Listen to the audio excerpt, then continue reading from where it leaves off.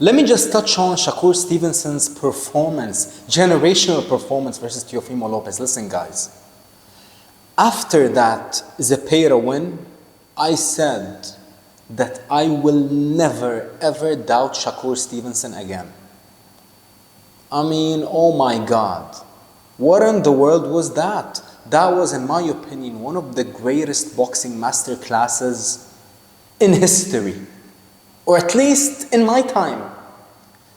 I mean, Shakur Stevenson absolutely destroyed Teofimo Lopez. And Teofimo is elite, guys.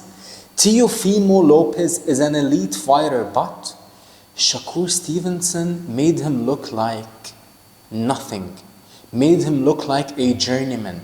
Made him look like just a tough guy, who was standing there getting beat up without any retaliation. And after, Shakur became the 140-pound champion, the Ring Magazine champion of the world at 140. Some news just broke, guys. A few hours ago, I just woke up, I see this notification on the Ring Magazine app.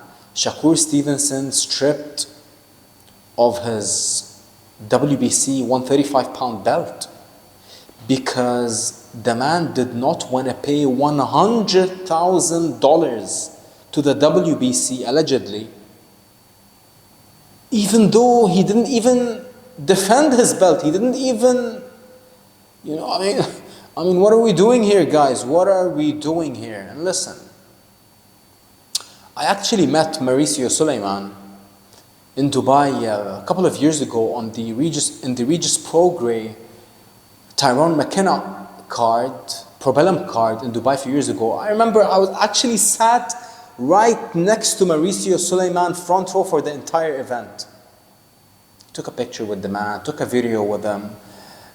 He was so nice, he was so humble. But I don't know what to say, to be honest. I mean, listen, I'm just gonna give my personal opinion. Personally, I believe that all these belts do not matter. I believe the only belt that matters is the Ring Magazine belt. The only belt that, his, owners and sanctioning body don't take any money from you. You are the fighter. You are the one putting your life on the line. And I just heard Mauricio Sulaiman come out and said, a couple of days ago that the WBC is a non-profit organization. I'm not saying that the man is lying. I'm definitely not saying the man is lying, but simply for me, I just don't believe it, guys. I don't buy that for 1 second. Just personal opinion. Shakur Stevenson had to pay $100,000 for Shakur Stevenson to pay that amount of money without even fighting for their belt. I mean, the WBC were not involved in the fight. It was a WBO championship fight and a Ring Magazine event. So I don't know what Mauricio Sulaiman, was thinking, to be honest. And this is the problem, Even though they stripped Shakur, I mean, some people might be upset that he is stripped. But in my opinion, I'm kind of happy for the man. I'm happy that Shakur Stevenson is not going to have to pay any sanctioning fees, if he fights at 135 next. I'm happy, to be honest, because we're getting to a stage where enough is enough, guys. I mean, listen, what Shakur Stevenson and Teofimo Lopez did last Saturday was nothing short of spectacular. I mean, they filled Madison Square Garden. Two young, hungry killers in their prime risked it all. I mean, look at Teofimo Lopez now. Nobody looks at him the same. He risked his entire reputation and legacy for this fight. I mean, even though he made, a few $1 million, but still, I mean, listen, money is not everything, guys. Money is not everything.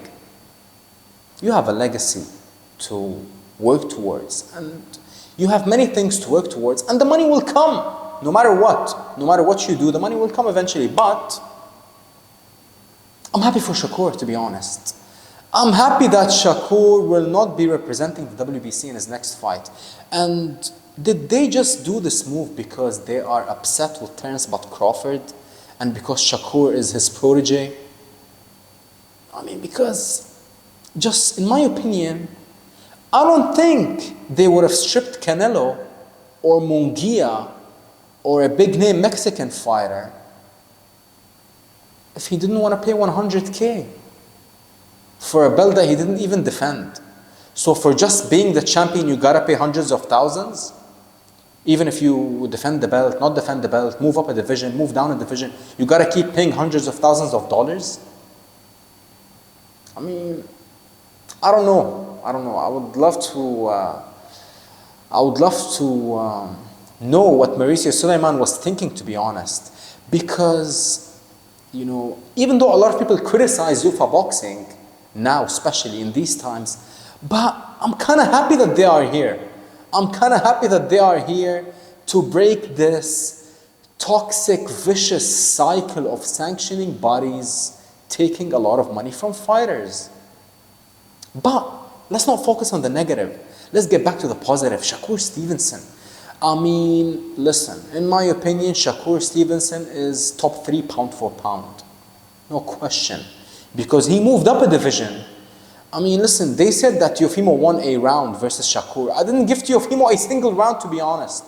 Teofimo didn't win a single exchange in the fight. He didn't land a single flush power shot on Shakur. And Shakur landed, you know, every minute that went by, Shakur was landing on Teofimo clean.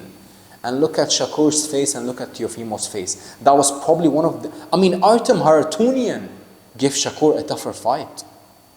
Artem, the guy with 2 knockouts. Josh Padley, the mechanic or electrician, he gave Shakur a tougher fight on 2 days' notice. And then Shakur moved up and fought the best 140-pounder on the planet and made him look like nothing. You know, I've always said this. Terence Bud Crawford is the greatest fighter my eyes ever saw. And the greatest performance I have ever seen in my entire life was Bud versus Spence. And I don't think that Shakur will ever be, you know, as good as Crawford. I could be wrong. But for now, with Crawford being retired, when you talk about just elite level boxing, does it actually get better than Shakur? I don't know. But we are definitely in the Shakur Stevenson era, and my God, all I gotta say is welcome to the Shakur Stevenson era. That's all.